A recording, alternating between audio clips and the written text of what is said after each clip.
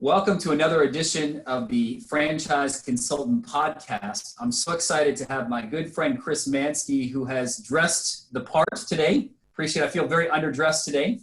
Great to see you, Chris.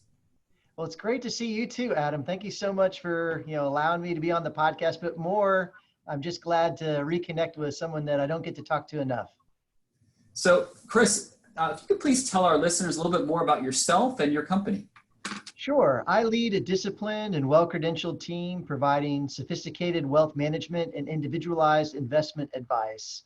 Our local Houston Chronicle and Houston Business Journal ranks my firm as one of the larger investment firms in town. I think we're number 7 last time I looked.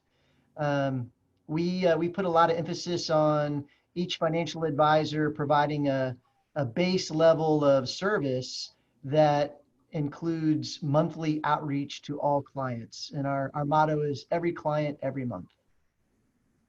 It's great. It's great. And how long have you been an entrepreneur and owned your own company for?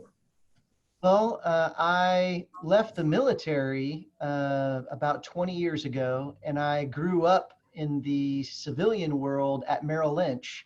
And so in 2012, I brought my practice away from Merrill Lynch and started it under my own moniker, and that's my last name, Manske Wealth Management. And so since 2012, I've been doing the same thing in the same town since 2000, but doing it as an entrepreneur since 2012. A lot of our listeners are potentially scared of becoming their own business owner. Could you talk a little bit more about that leap from working for someone else to working for yourself? Well, I think that if you are working right now and you've got the mindset that you're working for yourself, then there's nothing to stop you from making that a reality.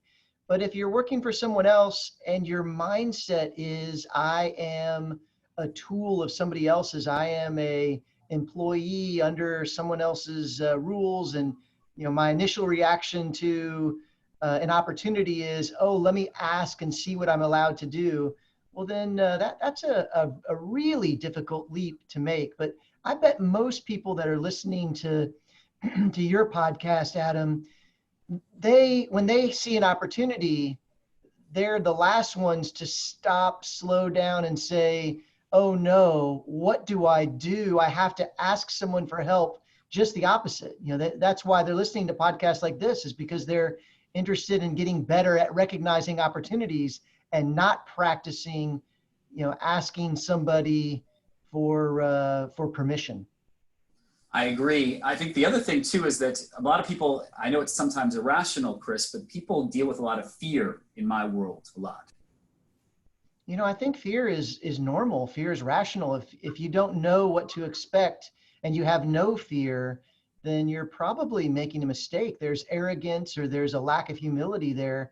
Fear is absolutely the right response when you're taking risk. What is not appropriate is to allow that fear to dominate you so much that you can't move forward. You've got an opportunity, you've examined it, and to all intents and purposes, it's a good movement forward, but fear stops you. You want to really look at that and make sure that you aren't fall down 7 times and just staying down. You have to get up again. So what are you seeing right now in the marketplace? I mean, unemployment as we speak is probably 15%. Stock market was doing great for a while. Now it's down again. Now it went up. I mean, what is your thought about what's going on right here? And just what do you see in general?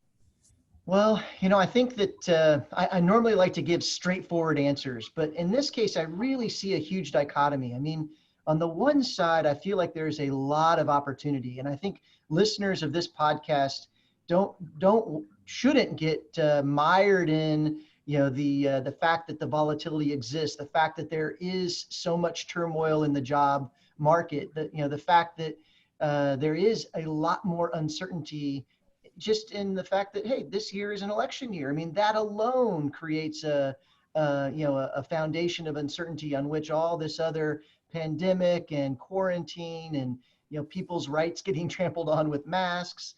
I think that on the one side, there is opportunity, and you don't want to let the other side, the truth of all of this nastiness, keep you from taking advantage of good opportunity.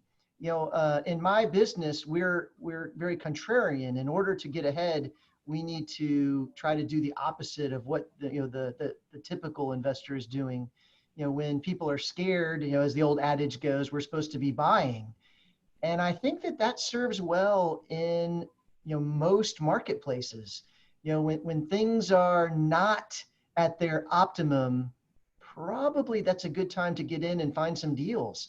Probably that's a good time to be able to have a lot of people available in the job market to look for that next employee. Probably that's a good time where the thing you've been wanting to do, you can now do it, and it's going to cost you less money. These are the moments when there is a legitimate cause for fear, and it's also the time that you shouldn't let that fear stop you. Got it.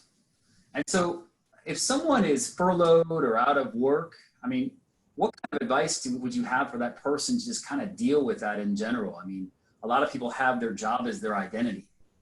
Yeah, that's true. I've written a few articles on this. CEO World Magazine has published my thoughts on it. Home Business Magazine has published my thoughts on it.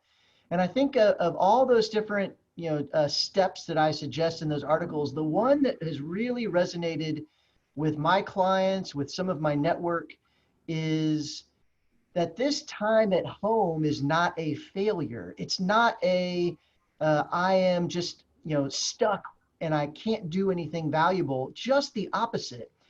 In fact, people that are listening to this podcast, they already know that. That's why they're taking in this podcast.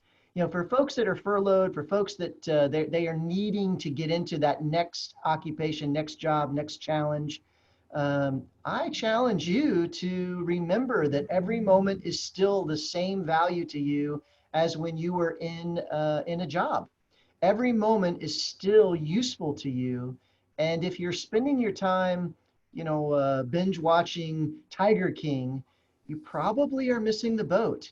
To give you an example, one of the folks that I know who was furloughed took a calendar and forced himself to have a 90-minute window every day where he was only reaching out to people that he had no connection with previously, and to ask them for 10, 15 minutes just to see what their job is like, to see what their challenges are like, but basically to grow his network. And in growing his network, he gets to see new opportunities. He gets to make new connections. Oh, I'm talking with this third person today I've never met, and they really should meet the first person that I've never met. And so now he's a connector, making these things happen. And as we all know, the next opportunity is usually not going to happen because of your resume. It's probably going to happen because of who you know. How does one network in an environment like this easily? Because one of the things that I'm finding, I think a lot of people are finding, is that without the face-to-face networking that was there before, it's kind of hard to create relationships. It's hard to create a relationship, but it's very easy to create connections. Relationships, we're typically going to need to shake hands. We're going to need to see each other. We're going to need to have interaction of some kind. That's the human in us. But connections, we can grow our connections. Our social networks through social media, these can grow very easily. LinkedIn invites, Facebook invites, Twitter. This stuff is very easy to connect with people. And then the next step is, do you make it more than a connection? I think it's important to do that. You want to follow up with an email. You want to ask them for 10 minutes to talk with them. And that connection becomes a capital C connection. It's not a relationship yet, but it's more than just a name in a database.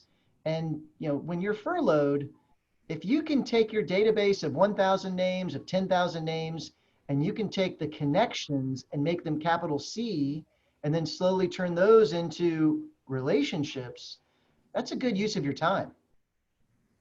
So what one characteristic or trait do you think is the most important for a potential entrepreneur that they need to have?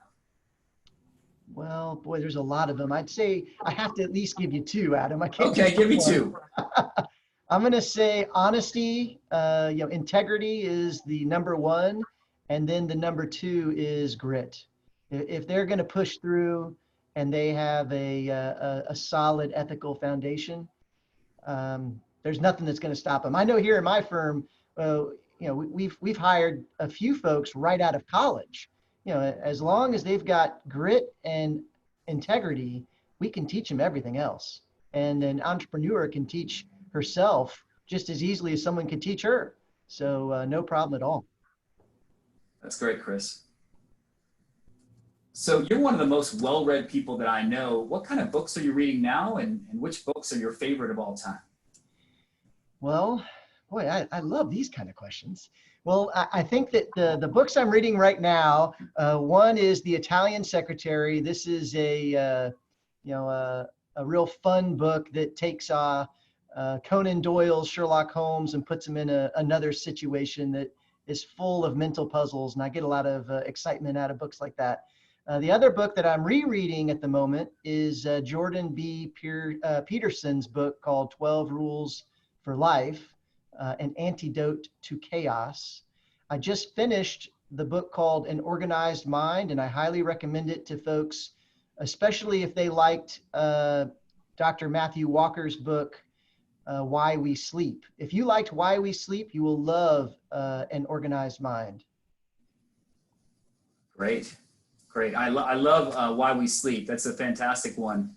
My, one of the biggest takeaways I got from that book is that there's so many different factors in getting a good night's sleep. Do you have your Aura ring, by the way? I don't have one. I don't. I need to get one. They're amazing.